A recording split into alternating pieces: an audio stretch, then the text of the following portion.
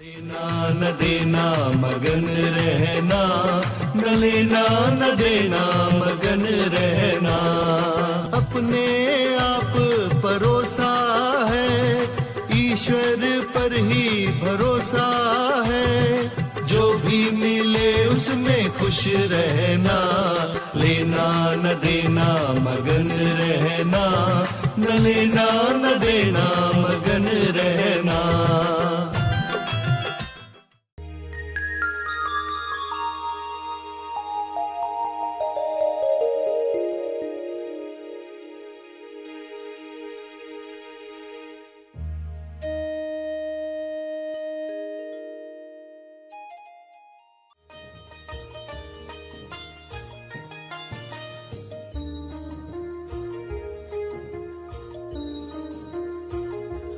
हर एक के अंदर जो अनुभव है उसकी सराहना की जा रही। शरीर क्या है? निमित्त बनता है, वह सराहना करता है, आश्चर्य करता है।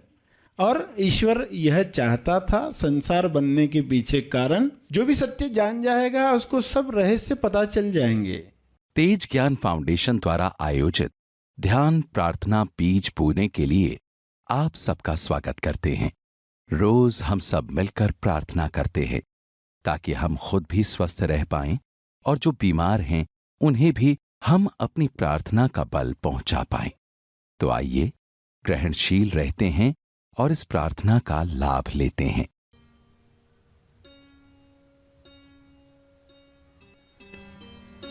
सभी आंखें बंद रखें। प्रार्थना का समय शुरू हो चुका है। ध्यान प्रार्थना बीज बोने का समय हो चुका है। सभी अपने तरीके से मन ही मन दोहराएं। विश्व के हर जीव को स्वास्थ्य मिल सकता है। विश्व के सारे लोगों को उनकी दिव्य योजना अनुसार वह मिले जो उनके विकास और तेज विकास में उपयोगी है। सभी को वे वरदान मिले जो उनके गुणों की अभिव्यक्ति करवाएं।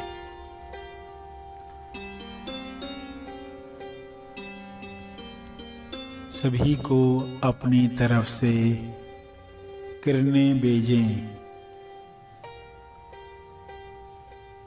हर किरण विश्व के हर जीव को स्वास्थ्य प्रदान करे, नकारात्मकता दूर करे। हे ईश्वर, सबको सारे नकारात्मक विचारों से मुक्त करो, मुक्त करो। विश्व के हर प्राणी को साहस दो जो डर, लालच, ईर्ष्या, नफरत से बचाता है। अज्ञान में अनजान लोगों को नकारात्मक नरकों से मुक्त करो, मुक्त करो। विश्व के सारे लोग आत्मनिर्भर बन रहे हैं। परस्पर निर्भर बनकर मिलजुल कर एक दूसरे को मदद कर रहे हैं, सेवा कर रहे हैं। विश्व के सारे लोगों को ज्ञान मिले, समझ मिले, संपूर्ण लक्ष्य मिले। सबकी चेतना ऊपर उठे। चेतना की ऊर्जा से सबको स्वास्थ्य मिल रहा है।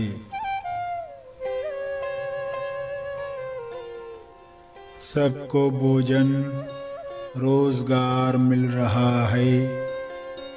शुभ्र प्रकाश सबको पहुंच रहा है। सबको उपचार प्रकाश मिल रहा है। सबको भरपूर हवा, जल, धूप, ऑक्सीजन मिल रही है। सभी प्रेम आनंद मौन में नहा रहे हैं। ईश्वर के गुणों की अभिव्यक्ति कर रहे हैं। मैं यह दिल से चाहता हूँ, सभी विश्व के सभी जीव ईश्वर की इच्छा अनुसार स्वस्थ रहें, मस्त रहें, प्रेम आनंद और ईश्वरीय मौन में अभिव्यक्ति करें। सभी धन्यवाद के भाव में एक दूसरे की मदद करें।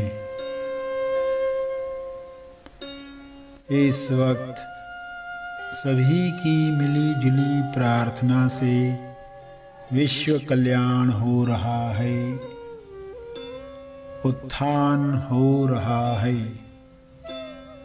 सभी चेतना के उच्च स्तर पर लौट रहे हैं, लौट रहे हैं। हे ईश्वर, आपकी यह इच्छा पूरी हो रही है। आपकी इच्छा से यह हो रहा है। सभी खोजी इस समझ के साथ जो शब्द उन्होंने सुने, उन शब्दों का चाहे तो सहारा लेकर भाव प्रकट करें। अपने मन में, अपने शब्दों में, अपने चित्रों में, अपने भाव में यह प्रार्थना जारी रखें।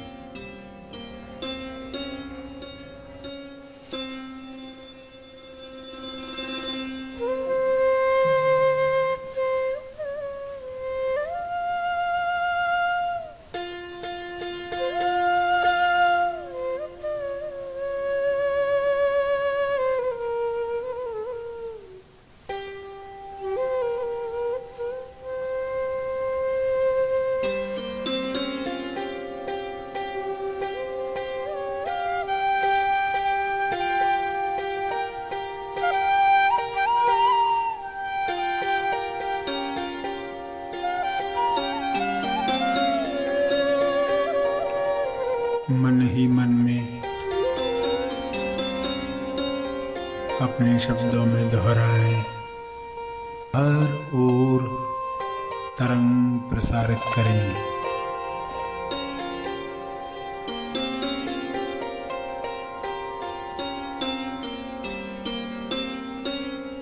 ध्यान प्रार्थना का तप, अर्जित किया हुआ तप,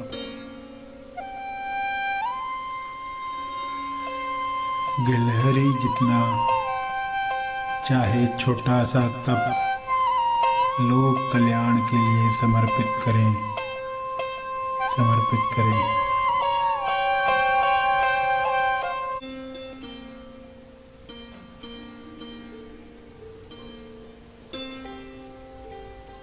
सभी धीरे धीरे आंखें खोलें।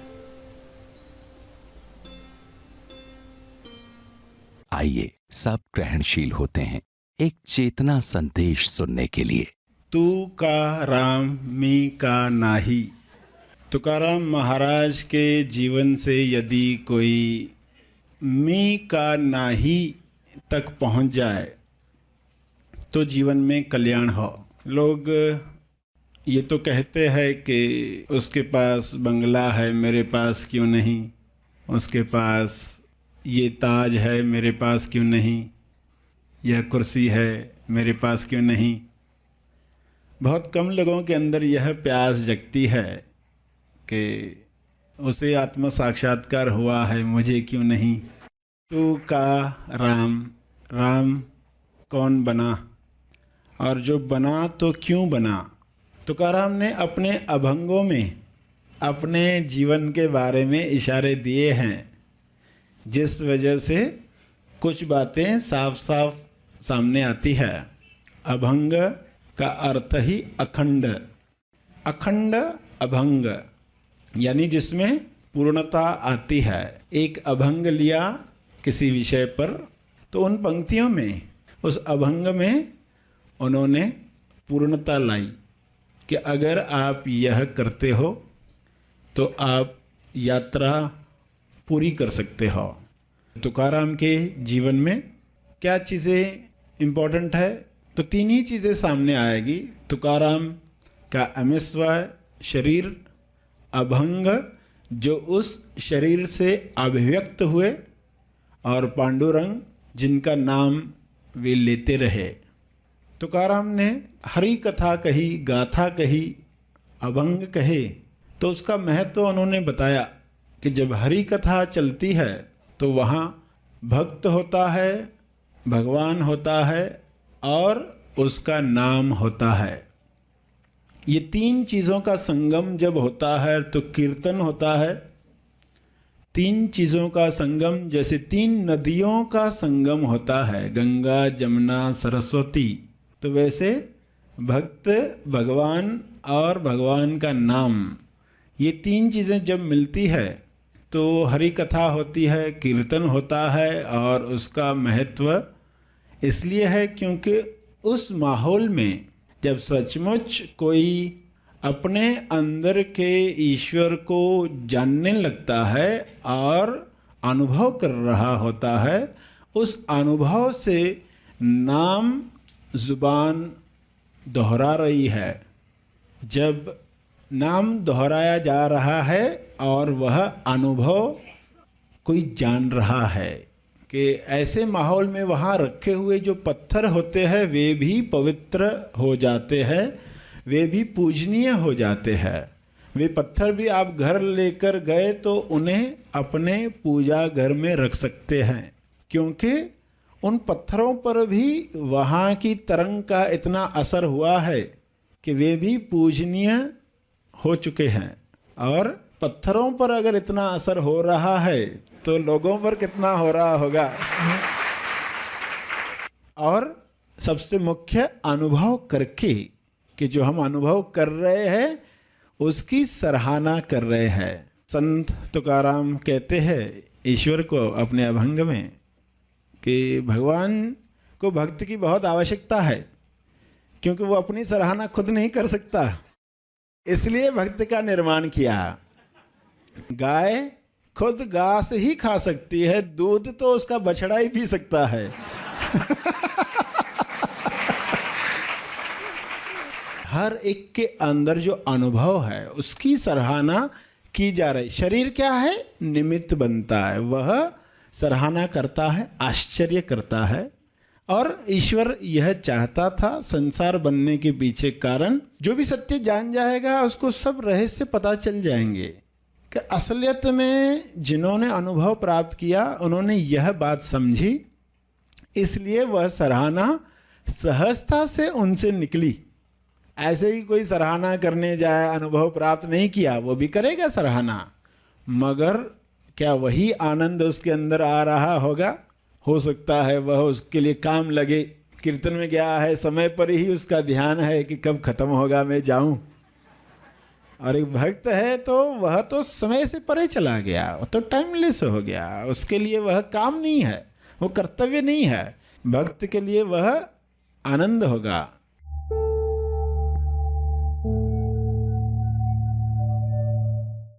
प्रार्थना और मार्गदर्शन का सभी ने लाभ लिया। आइए यहीं पर समाप्त करते हैं, कल फिर मिलेंगे, तब तक के लिए धन्यवाद। Happy thoughts.